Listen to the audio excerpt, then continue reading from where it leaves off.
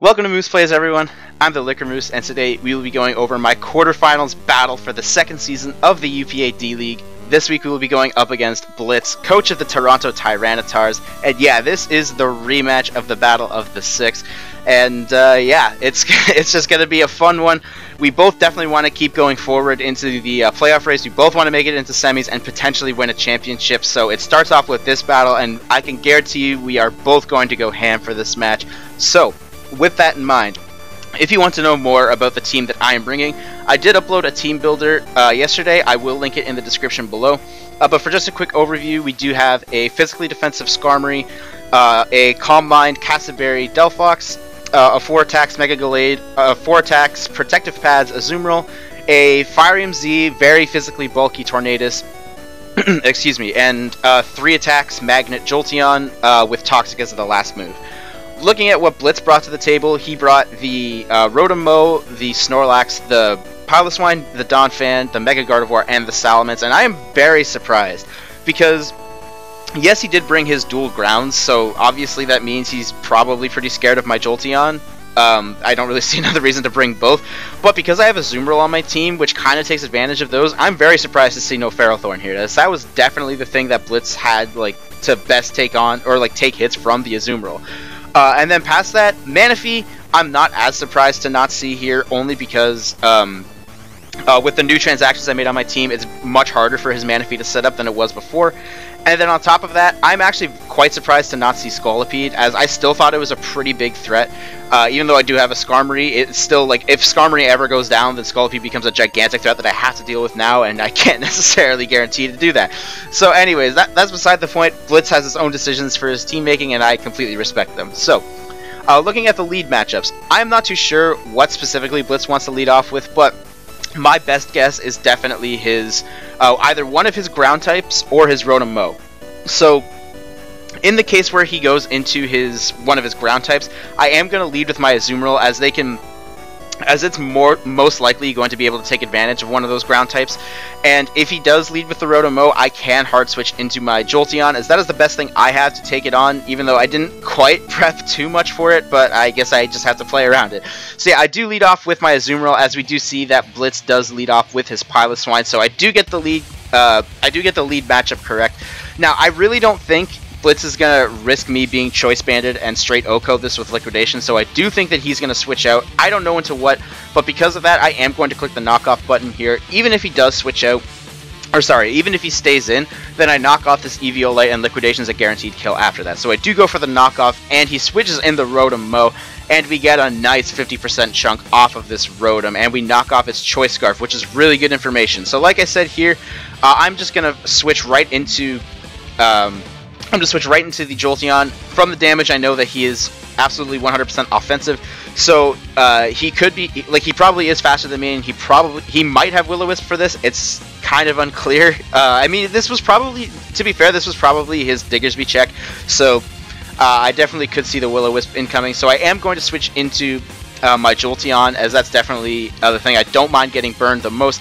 But he actually goes for the Volt Switch here, so I'm going to fire off a Toxic, because that's the best thing I have to hit the Rotom, and his switch into ground type is relatively likely, so I do catch the incoming Piloswine, and this is a relatively free opportunity for me to go into Skarmory. If he sets up his rocks, then I can just defog them away. And Blitz is going to make it's not that aggressive of a play, but he does switch into Salamence on my relatively obvious defog, and kind of puts me in a pickle, at least I thought, but then I realized, hey, unless he's mixed like he was last time, he can't really do too much to Skarmory. So this is basically my chance to find out whether he's mixed with the fire type attack or not, and like we do see here, he does pack the Fire Blast this time, and over the Flamethrower, which, I mean, I guess that's his choice. I would have still preferred Flamethrower to make sure that I didn't miss. It's noteworthy that this the Brave Bird damage after the Intimidate that I did, he is minus defense nature, so Brave Bird still does a decent chunk. It does over 25%, so that's good with me. So I'm still not sure what kind of set this is. His Fire Blast damage definitely revealed he also has no investment into special attacks, so he just has the fire coverage to basically hit Skarmory. So if he is Scarfed, then I do still think that Tornadus is, even though it's not Flamethrower and Fire Blast is a little more, it's still not enough to the point, it's still little enough damage that Tornadus can pivot out and regenerate all of the Fire Blast damage off. So I am going to switch out into my Tornadus here, but Blitz actually decides to try to pivot out into his Gardevoir on probably my predicted roost. I don't think he lets Gardevoir take a big-ass Hurricane or anything, so I do just click the U-turn button, and he does elect to pretty much sack the Rotom. So because of this, because of the position, this was a pretty free Mega Gallade here. I can get the Mega off and not have to worry about me calcing for like before Mega Evolution. It just guarantees me a Mega since I knocked off his Scarf and I kind of know his set. Like, he's offensive without Scarf, so I'm guaranteed faster than this, so I do just click the close combat button. I'm getting damage off on something, it doesn't really matter what, and he does elect to just let the Rotom go down here. So Blitz is going to go into the Donphan here, and it seems kind of obvious, but I'm still going to go into my Skarmory, as like I can kind of roost on this considering that he could just go for Earthquake, but Blitz once again doubles into Gardevoir, properly predicting my Skarmory, so good double on his part.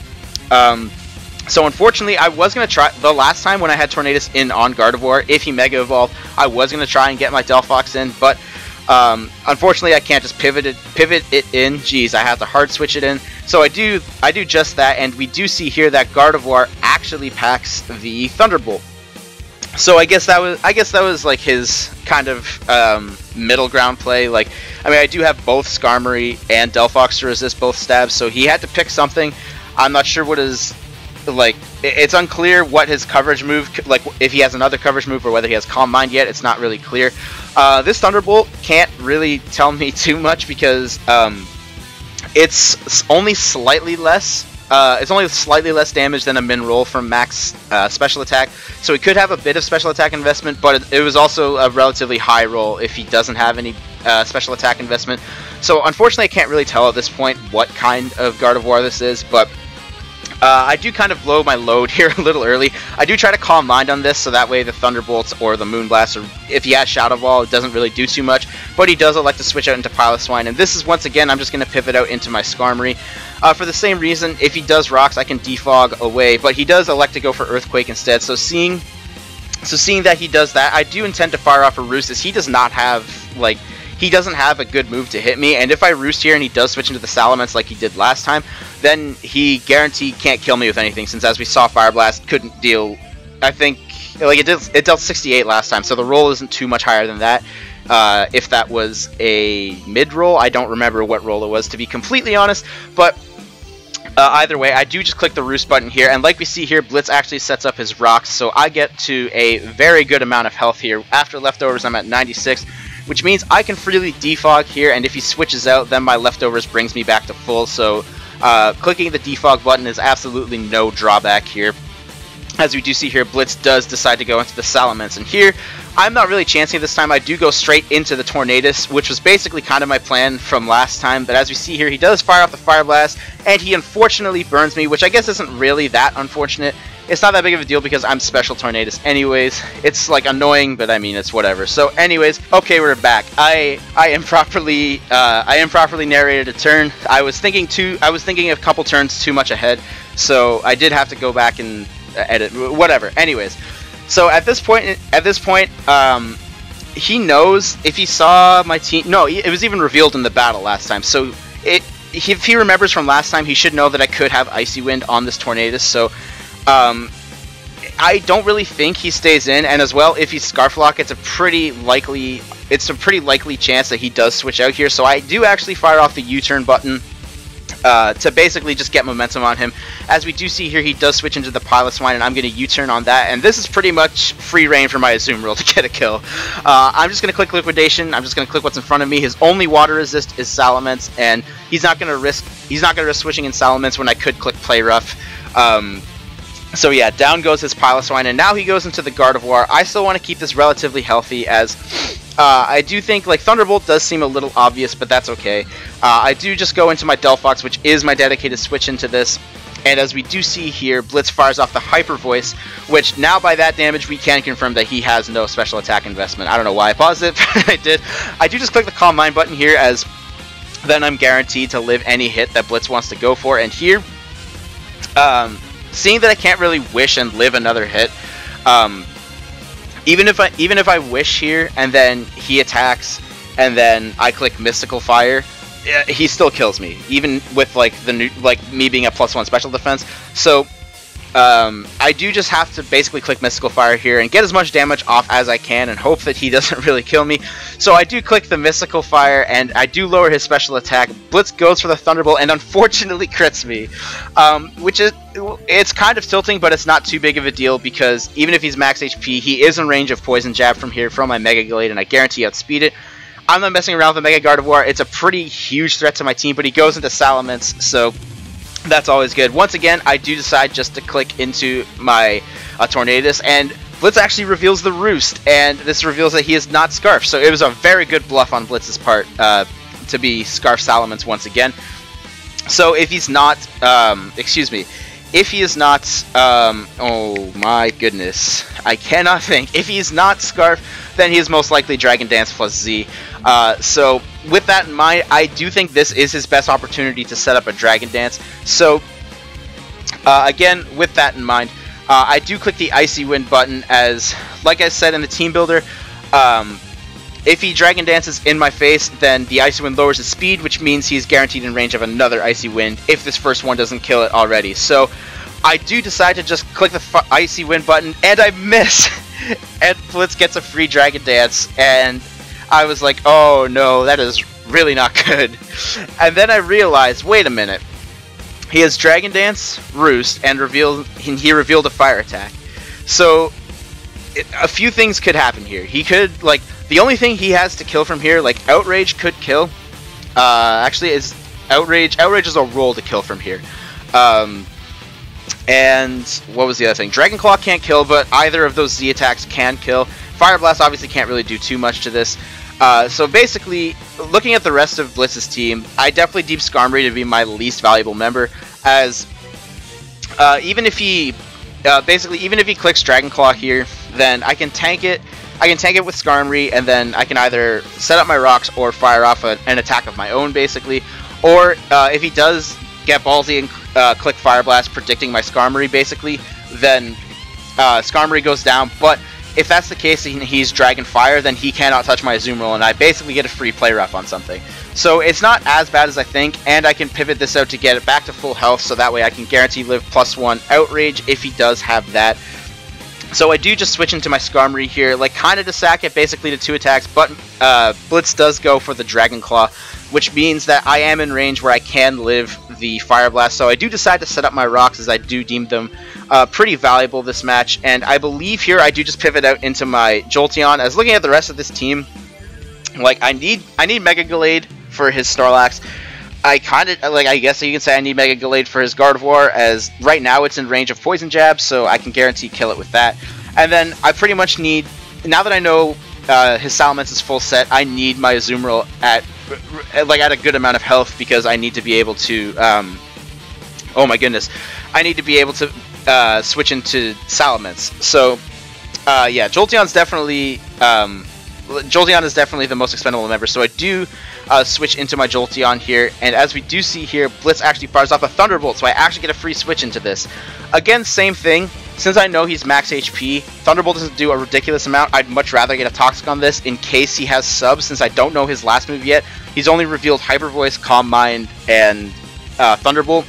He hasn't shown his last move, so if he does have sub, I definitely want to Toxic it before I can get behind it. And if he does switch into his ground type, then I just don't get blocked by an electric type attack, so I do decide to fire off the Toxic here, and we do catch the incoming Donphan. And once again, with his ground type being in, this is a relatively free switch for me into my Skarmory. He does click the Rapid Spin button here, which I mean is kind of whatever.